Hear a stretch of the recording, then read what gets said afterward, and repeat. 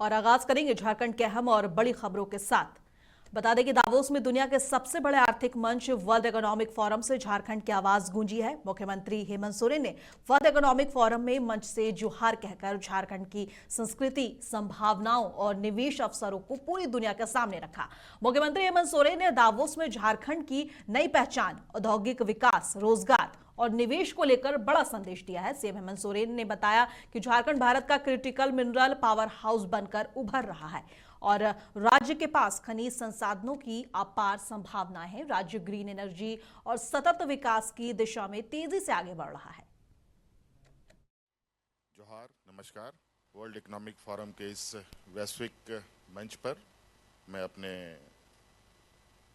भारत से आए हुए सभी मुख्यमंत्री, केंद्रीय मंत्री और डिप्टी सीएम का हार्दिक अभिनंदन करता हूं और आप सभी, विशेषकर सीआईआई और भारत सरकार का मैं धन्यवाद देना चाहता हूं जो मुझे पहली बार यहां आने का मौका मिला और एक बहुत बेहतरीन अनुभव के साथ ये इवेंट के बीच में हूँ। मैं झारखंड से आता हूँ। हमारे भारत देश का सबसे बड़ा और सबसे अधिक खनिज संपदा, माइनिंग एंड मिनरल्स हमारे स्टेट के अंदर है और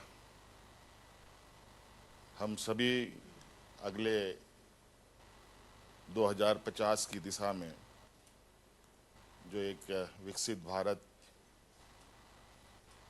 2047 का लक्ष्य भी है, उसको कैसे हम अचीव करें और हमारे भारत देश के सभी राज्य किस तरीके से एक विकसित भारत का एक हिस्सा बने, उस पर हम लोगों की भी एक बड़ी भूमिका के रूप में हम इसको देख रहे हैं। और जो यहाँ का थीम है उसके अनुरूप आने वाले 2050 का एक रूपरेखा हम बनाने के प्रयास में हैं, जहां आज हम ग्रीन एनर्जी की बात करते हैं। इस कड़ी में लगभग हम लोगों ने एक बड़ा कदम भी उठा रखा है। अभी लगभग 95% हम लोग अपने राज्य में ग्रीन एनर्जी के साथ आगे बढ़ रहे हैं और कई ऐसे आयाम हैं जहां अभी हमें करने की आवश्यकता है और इसी को एक्सप्लोर और यहाँ के जितने भी सरकारें हैं, निवेशक हैं,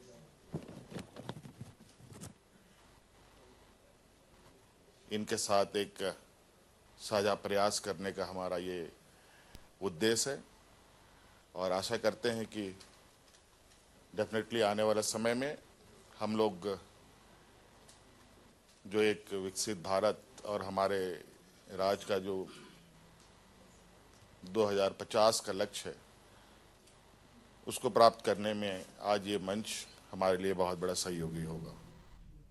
कल्पना सोरेन दावोस में अपने पति और झारखंड के मुख्यमंत्री हेमंत सोरेन के साथ इस वक्त मौजूद हैं और इस दौरान उन्होंने ब्रिक्स वी के पैनल डिस्कशन, महिला उद्यमिता विकास और सतत अर्थव्यवस्था में झारखंड की प्रगति और महिला उद्यमिता पर अपने विचार रखे। साथ ही अलायंस फॉर ग्लोबल गुड में के स्पीकर सेशन के माध्यम से समावेशी और महिला नेतृत्व वाले विकास पर संवाद भी किया है। कल्पना सोरेन ने कहा है कि झारखंड तभी आगे बढ़ेगा जब झारखंड वासी भी आगे बढ़ेंगे। बता दें कल्पना सोरेन ने हेमंत सोरेन के साथ दावोस यात्रा के दौरान की कुछ खास पल भी फोटो के माध्यम से साझा किए हैं और ये सारी जानकारी उन्होंने अपने सोशल मीडिया एक्स पर ट्वीट कर दी है।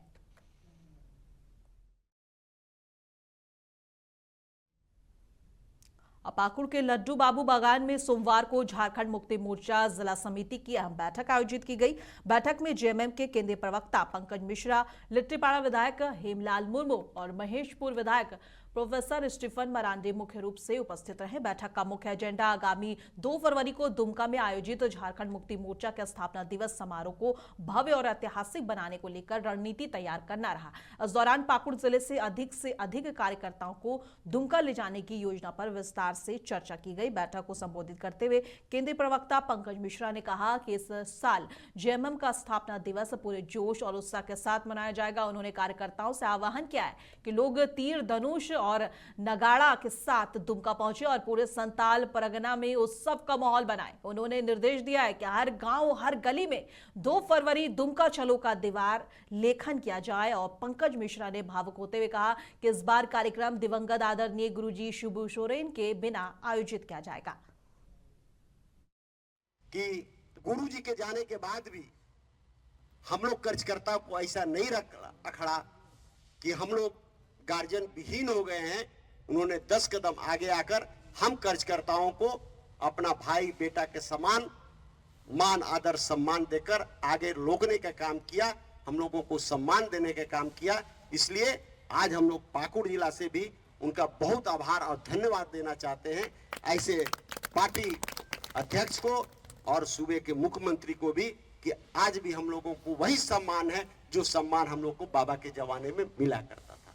इसलिए इस बार 2 फरवरी में अधिक से अधिक संख्या में हम लोग चलेंगे। जो संसाधन आपको अगले बार दी गई थी, संसाधन में कोई कमी नहीं होगी। अभी हम लोग सर्किट हाउस में बैठेंगे, उस पर विचार करेंगे। बैठक 2 फरवरी की तैयारी को लेकर बैठक की गई।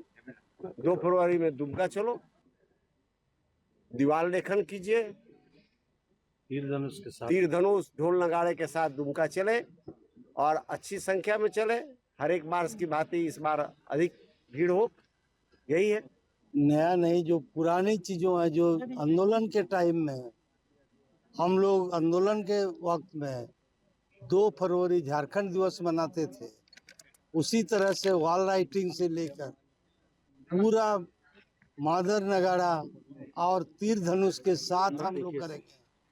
जो लोग बोलते थे गुरुजी नहीं रहेंगे तो झारखंड मुक्ति मोर्चा नहीं रहेगा, तो आज बता देना चाहते हैं इस झारखंड दिवस में कि सारे लोग गुरुजी के नेतृत्व में जो वाद्य यंत्र के साथ और हथियार के साथ 2 फरवरी को मनाते थे वैसे मनाएंगे। ये नई चीज और इसीलिए हम लोग सारा व्यवस्थित होकर के गांव-गांव प्रचार होगा, दीवार लेखन होगा और नगाड़ा जितना वाद्य यंत्र है उस सभी वाद्य यंत्रों के साथ उस दिन सचमुच ओरिजिनल जो झारखंडी लोग हैं जो गांव में रहते हैं नगाड़ा बजाते हैं। इस वक्त मैं मौजूद हूँ पाकुड़ शहर के लड्डू बाबू आम बागान में और इस वक्त झामुमो जिला कमेटी की बैठक यहाँ हो रही है।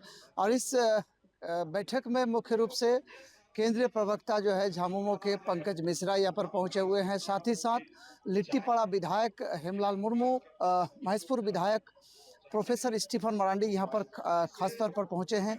और यह बैठक विशेषकर आगामी 2 फरवरी जो झारखंड मुक्ति मोर्चा का स्थापना दिवस है, इसको लेकर के ये बैठक की जा रही है। साथ ही साथ पंकज मिश्रा ने ये साफ तौर पर कहा कि आगामी 2 फरवरी को दुमका में होने वाले सम्मेलन में ज़्यादा से ज़्यादा लोग वहां पर पहुंचे और उस कार्यक्रम को सफल बनाए। हालांकि आपको बता दें कि पंकज मिश्रा के द्वारा, जो केंद्रीय प्रवक्ता हैं, उनके द्वारा ये मांग की गई है कि पाकुड़ और साहिबगंज में जो ट्रेनें रुकती नहीं हैं, जो सीधा उन ट्रेनों को अछूता कर, उन स्टेशनों को अछूता कर जो चली जाती है, और पाकुड़ और साहिबगंज जो राजस्व देने में अव्वल रहते हैं, जो पाकुड़ और साहिबगंज राजस्व देते हैं सरकार को, लेकिन इन दोनों जिला को जो है कहीं ना कहीं केंद्रीय रेल विभाग की ओर से नज़रअंदाज किया जा रहा है और कई ट्रेनों का जो है ठहराव नहीं दिया जा रहा है। आपको बता दें कि बीते 16 जनवरी से जो है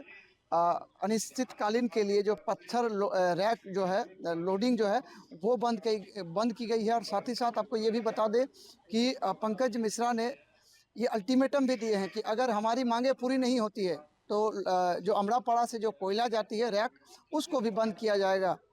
मुंसिफ टीवी के लिए पाकुड़ से मोहम्मद कजरुल शेख। और पाकुड़ और साहिबगंज से रेलवे को लेकर बड़ा आंदोलन सामने आया है। रेलवे से जुड़ी विभिन्न मांगों के समर्थन में 16 जनवरी से पत्थर व्यवसायियों ने लोडिंग कार्य पूरी तरह बंद कर दिया है, जिससे पाकुड़ की सभी प्रमुख साइडिंग और पर सन्नाटा पसरा है। आंदोलन को समर्थन देने पहुंचे झामुमो के केंद्रीय प्रवक्ता पंकज मिश्रा ने कहा है कि पार्टी पत्थर व्यवसायियों के साथ मजबूती से खड़ी है और ये लड़ाई अब आर पार की लड़ाई है। उन्होंने चेतावनी दी है कि अगर रेलवे ने मांग नहीं मानी तो 24 जनवरी से अमरापाड़ा कोयला ढुलाई भी बंद कर दी जाएगी। और लिट्टीपाड़ा विधायक हिमलाल मुर्मू और महेशपुर विधायक प्रोफेसर स्टीफन मरांडी ने भी आंदोलन को जायज बताते हुए बेहतर रेल कनेक्टिविटी की मांग दोहराई है। बताइए, इतना हम लोग को बेवकूफ बना रही है रेलवे, और 4 दिन बीत गया, अभी तक रेलवे का कोई सक्षम पदाधिकारी या रेलवे मंत्रालय का कोई भी व्यक्ति प्रतिनिधि बन करके बात करने नहीं आता है। तो हम लोग को मजबूरन अब दूसरा कोई उपाय नहीं है, पत्थर बंद है, हम लोग कोयला भी 24 तारीख से बंद कर देंगे। रेल विभाग साहेबगंज जिला और पाकुड़ जिला को दुधारू गाय समझ लिया है। देहाती भाषा में बताते हैं, रेलवे की मंशा है कि यहां से पैसेंजर ट्रेन, एक्सप्रेस ट्रेन धीरे धीरे सब बंद कर दे। आप देख रहे हैं कि अपर इंडिया ट्रेन भी बंद कर दिया गया और यहां से केवल माल ढुलाई का काम हो, माल गाड़ी चले। अब ये संभव नहीं है। पहले यात्रियों को सुविधा सुनिश्चित करो, ट्रेन बढ़ाओ। जो ट्रेन सिटी मारकर पाकुड़ से आसाम जाती है, गुवाहाटी जाती है, आप 2 मिनट का स्टॉपेज नहीं दे सकते और इसी पाकुड़ से आप करोड़ों का राजस्व ले लेते हैं। इसलिए व्यापारियों के द्वारा जो किया गया है उसका मैं पूर्णतः समर्थन करता हूं और आगे भी समर्थन करूंगा। अभी 5 ट्रेनें नहीं खुली 5 दिन पहले, 16 तारीख को, एक का भी ठहराव नहीं है। आप पाकुड़ के लिए सीधी ट्रेन नहीं है, दिल्ली जाने के लिए, पटना जाने के लिए। यहां से सीधी माल कोयला जाने के लिए, पत्थर जाने के लिए सीधा पटना है, पंजाब है, लेकिन यात्रियों को जाने के लिए नहीं है। हम 40 किलोमीटर सफर तय करके जाएंगे पटना और दिल्ली के लिए, हमारे यहाँ ट्रेन नहीं रुकेगी। अब जनता चुप नहीं बैठेगी।